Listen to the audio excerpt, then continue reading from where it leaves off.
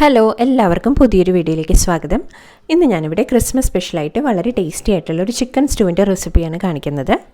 പൊതുവേ ഇവിടെ എറണാകുളത്ത് വിരുന്ന് സൽക്കാരങ്ങളിലും വീടുകളിലൊക്കെ ഉണ്ടാക്കാറ് ബീഫ് സ്റ്റൂ ആണ്. ചിക്കൻ സ്റ്റൂ അത്ര പ്രചാരത്തിലില്ല, എന്നിരുന്നാലും വളരെ ടേസ്റ്റി ആയിട്ടുള്ള ഒരു സ്റ്റൂ ആണ് ചിക്കൻ സ്റ്റൂ.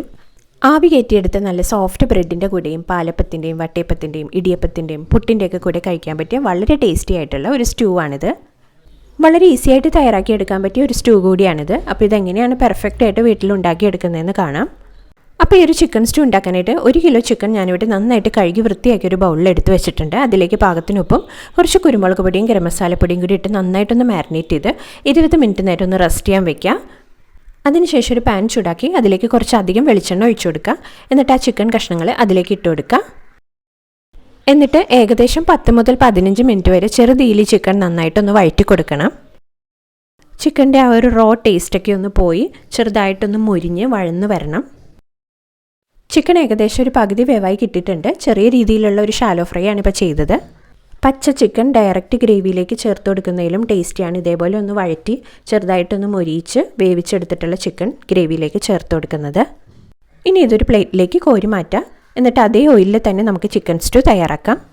ഇനി ആ ഓയിലിലേക്ക് കുറച്ച് പട്ട, കറിയാമ്പൂ, ഏലക്ക, തക്കോലം ചതച്ചതും 2 സവാള നീളത്തിലരിഞ്ഞതും 3 പച്ചമുളക് കീറിയതും കുറച്ച് കറിവേപ്പിലയും ഇഞ്ചിയും വെളുത്തുള്ളി ചതച്ചതും കൂടി ചേർത്ത് നന്നായിട്ടൊന്ന് വഴറ്റി കൊടുക്കാം.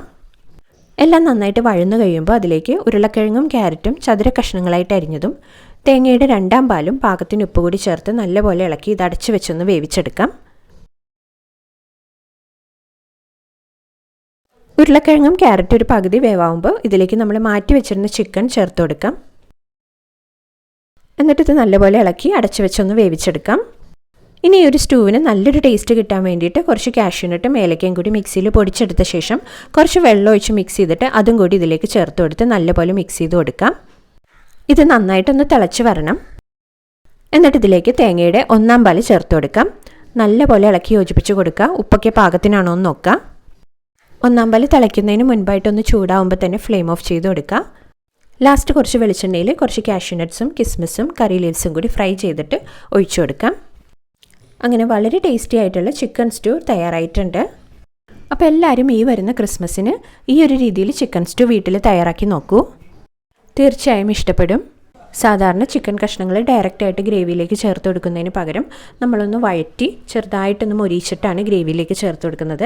അതുകൊണ്ട് തന്നെ ഈ ഒരു ചിക്കൻ സ്റ്റൂവിന് നല്ലൊരു ടേസ്റ്റാണ്. സ്റ്റൂ ഒരു സ്പൈസി അല്ലാത്ത ഡിഷ് ആയതുകൊണ്ട് തന്നെ ഈ ഒരു രീതിയിൽ ചിക്കൻ സ്റ്റൂ തയ്യാറാക്കുമ്പോൾ ഒരു സ്പെഷ്യൽ ടേസ്റ്റാണ്. ഒട്ടും റോ ടേസ്റ്റ് ഉണ്ടാവുകയില്ല. അപ്പോൾ മറ്റൊരു വീഡിയോയുമായി വീണ്ടും വരാം. Thanks for watching.